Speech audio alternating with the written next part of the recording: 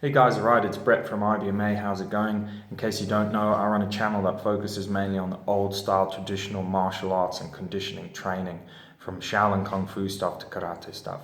If you don't know, just have a check out of my channel. You can see the sort of things that I do, toughness training, and etc. etc. Hey, I wanted to do a bit of a video series called Keeping It Real. Now, I get asked quite a few times, what's an effective martial art? What's an effective self-defense? Some beginners ask, well, how do I know if I don't know a lot about martial arts and I go to martial art a class, how do I know if it's good? There's also, what you need to know is there's many aspects of martial arts, but let's talk about it from realistic self-defense point of view. So one of the main and important things of self-defense to look out for, I would say, and I believe this goes for all martial arts, is that it's a big problem in martial arts, and I'll say what it is and then I'll explain.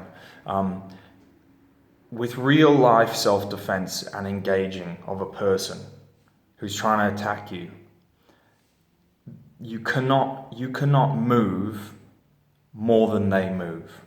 Okay, now you guys might think, well, hold on, what's he saying here? Now, how many times do you guys go on YouTube and do it now and type in self-defense move for knife, for this, for that? Look at the difference in movement between the attacker and the defender.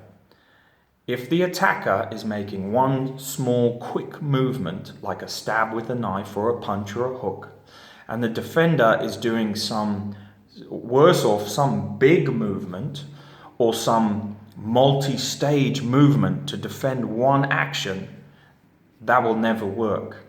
And that's bullshit. And now look,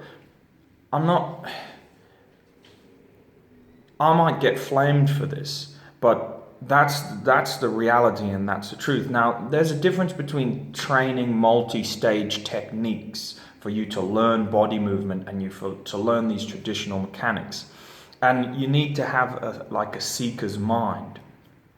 But when someone is touting, so for instance, weapon work changes when you're using both two weapons, the distancing changes. If you're meant to be in armor, the dynamic changes. But look, more often than not, if someone is touting a Krav Maga-esque, knife-esque defense, self-defense, street self-defense-esque thing, if they are making more movement than their attacker, then it's not going to work.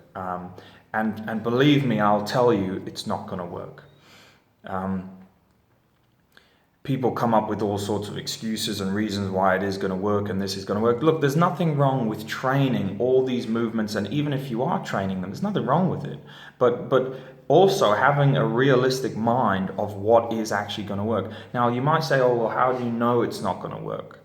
The reason I know it's not going to work is because you can't create more time.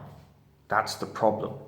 So if you think about the amount of time it takes for someone to stab, or someone to slash, or someone to punch, or someone to grab, just one simple movement and say like a headbutt, you cannot create more time.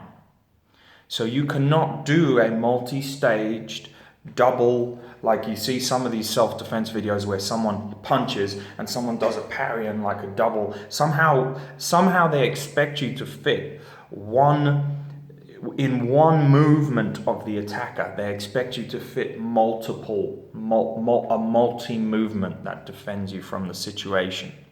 And that's what's not going to happen. And there's actually a lot of that in the YouTube and in martial arts in general. There's a lot of very big movements, and there's a lot of multi-stage movements for limited attacks. Like it might be it doesn't necessarily need to be one attack. It can be like a grab and punch, a grab and this, a grab and pull, a hit and so on. So whatever it is, your response should be actually almost less than that. So if someone's doing a grab and punch, which is like 2 moves, your response should be 1. Because you're on the back foot, because you're a defender anyway. So potentially you've been surprised by this. If you need to do 2 stages to defend yourself against someone who's already half a stage ahead, you've got problems. That's why if you see a lot of the realistic knife defense and realistic martial arts and such used by commandos and etc., and I know a lot of people hate that sort of stuff, but if you see a lot of the real true knife defense and defense against fast things in real life, they are simple checks, body movements, and no wasted movement whatsoever. Things that move you quickly into a beneficial position. These are the things you should be looking out for in your martial arts. Now, look, also you have to have an open mind, because depending on what martial art you study, you're gonna have to bear with large movements sometimes to learn the mechanic. So that's different, but that's up to your understanding. But the instructor needs to make clear to the students, for instance, today we're learning a traditional mechanic that's going to teach you this, or today we're doing self-defense style street work that's going to utilizing the mechanics that we've built up. These are very important things.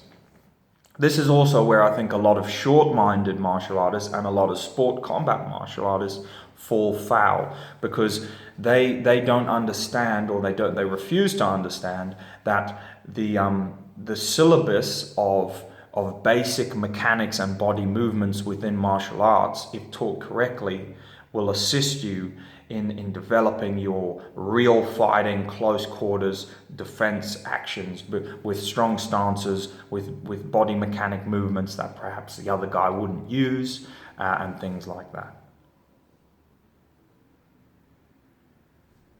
Okay? Sorry, I thought someone was calling me on my phone. Alrighty guys, so look, hey, give me your 2 cents on what you think about that. If there's anything, it's a good conversation to have. It's an awesome, open, wide topic. We can do some examples and stuff, but give me your thoughts on that matter, and I'll see you guys around.